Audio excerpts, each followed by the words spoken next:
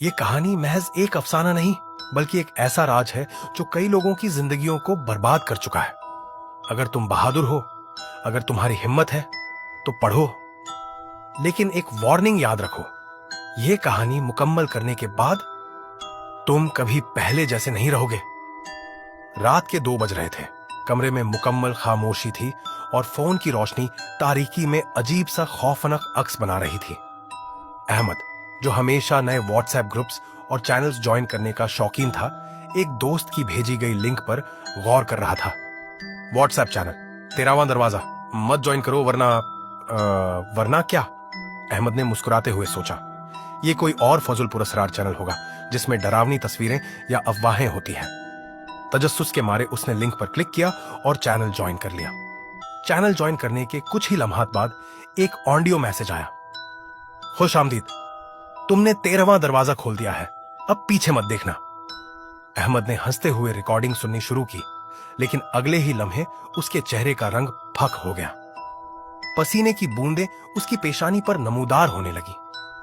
आवाज अजीब थी, जैसे कोई सरगोशियों में कुछ बोल रहा हो।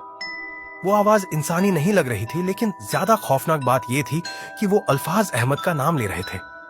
अहमद, अब तुम्हारा वक्त शुरू हो गया है, खिड़की के बाहर मत देखो। अहमद का दिल जोर जोर से धड़कने लगा। वो एकदम सीधा होकर बैठ गया।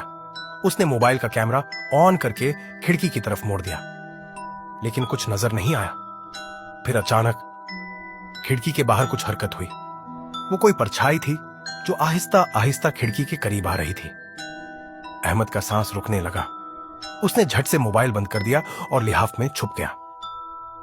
चंद लम्हे गुजरे, खामोशी थी। फिर मोबाइल पर एक और मैसेज आया। मत छुपने की कोशिश करो, हम तुम्हें देख सकते हैं। अहमद का खून जैसे रगों में जम गया। उसने घबराकर ग्रुप छोड़ने की कोशिश की, लेकिन व्हाट्सएप ने एरर दिखाया। आप इस चैनल को छोड़ नहीं सकते। फिर अचानक मोबाइल की स्क्रीन बंद हो गई और एक भयानक हंसी गूंजने लगी। अगली सुबह अहमद ने दोस्तों को यह वाकया सुनाया, लेकिन किसी ने यकीन न किया। यार, तू ज्यादा हॉरर फिल्में देखने लगा है, सलमान हंसते हुए बोला। लेकिन फिर अगली रात सलमान ने भी वही चैनल ज्वाइन कर लिया, और वो रात उसकी जिंदगी की आखिरी पुरसुकून रात साबित हुई। सुबह उसकी लाश घर में मिली। आंखें खौफ से बाहर निकली हुई थी, जैसे उसने कुछ ऐसा देख लिया हो जो इंसानी दिमाग बर्दाश्त नहीं कर सकता। यह कहानी सिर्फ अहमद की नहीं, बल्कि उन सब की है जिन्होंने 13वां दरवाजा ज्वाइन किया। कुछ लोगों ने चैनल ज्वाइन करने के बाद खुदकुशी कर ली, कुछ गायब हो गए,